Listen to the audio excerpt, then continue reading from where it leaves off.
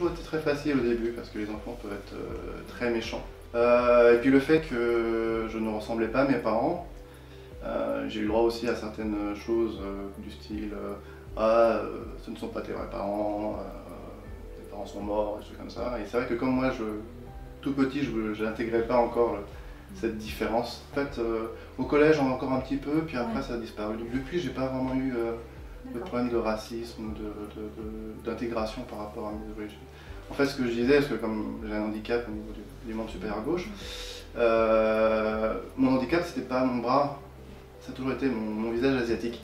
J'ai jamais eu de méchanceté, j'ai jamais eu d'insulte par rapport à mon bras. Ça a toujours été par rapport à ma tête.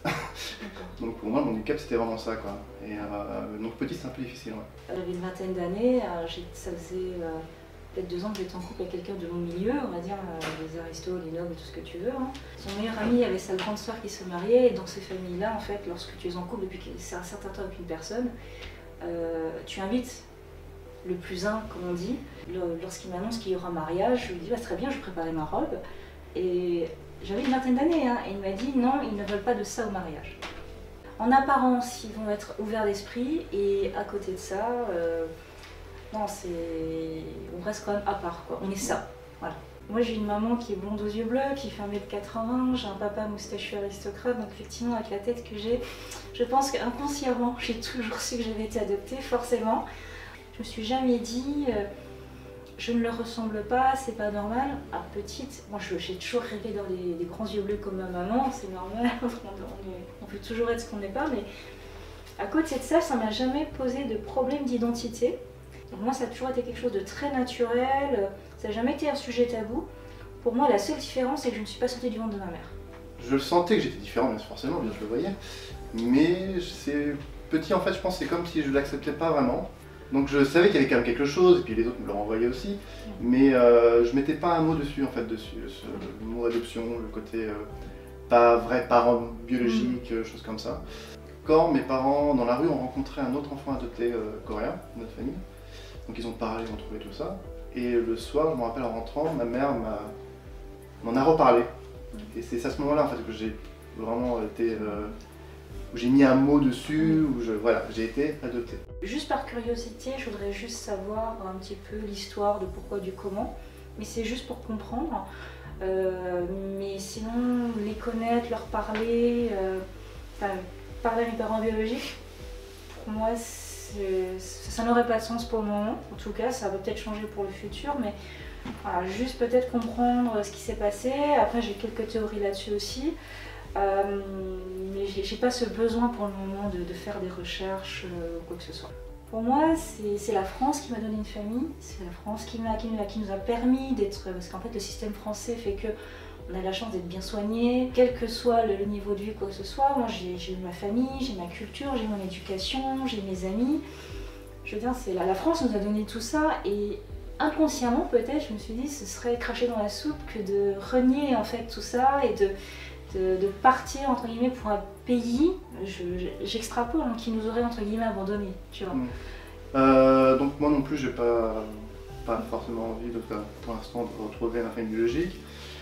Les raisons pour lesquelles ils m'ont abandonné, je pense pour moi elle est claire, c'est mon handicap. Parce que je sais que le handicap en Corée, surtout à l'époque, c'est assez difficile. Une anecdote, pendant la photo de mon mariage en Corée, le photographe tirait sur ma manche pour cacher ma main. Ça m'a vraiment très énervé. Donc ils ont un rapport avec surtout l'ancienne génération. Maintenant ça change. Voilà, la génération plus ancienne, le handicap c'est quelque chose qu'on ne montre pas, qu'on cache. Mes parents voulaient que je n'oublie pas mes racines.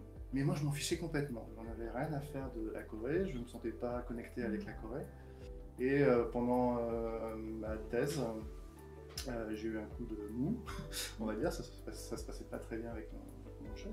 Et donc j'ai eu besoin de prendre du recul, c'était un moment de ma vie où je n'allais pas très bien. Et là c'est là que j'ai reconnecté en fait, je me suis reconnecté avec les racines coréennes grâce à l'association Racines Coréennes.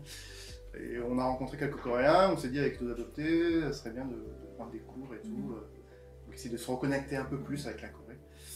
Et parmi ces professeurs entre guillemets de coréens, donc, il y a une demoiselle avec qui je me suis marié maintenant.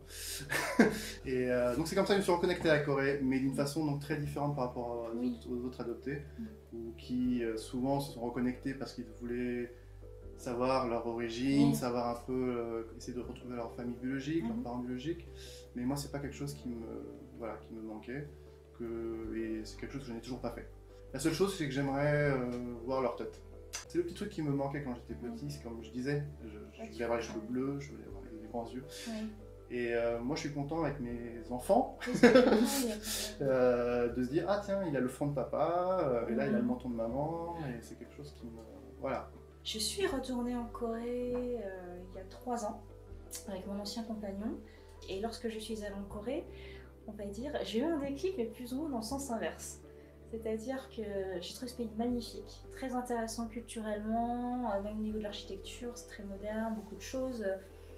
Mais il y a eu beaucoup de choses qui ont fait que je me suis dit, non, effectivement, je suis trop française en fait. Juste cette différence, comme on disait, petit et le rejet, la méchanceté de certains par rapport à ça, mais ça m'a pas... Non, j'ai jamais vraiment eu de crise identitaire, je me suis toujours senti français. Il fallait que j'essaie quand même également d'être intégrée à ce milieu très particulier qui est la noblesse.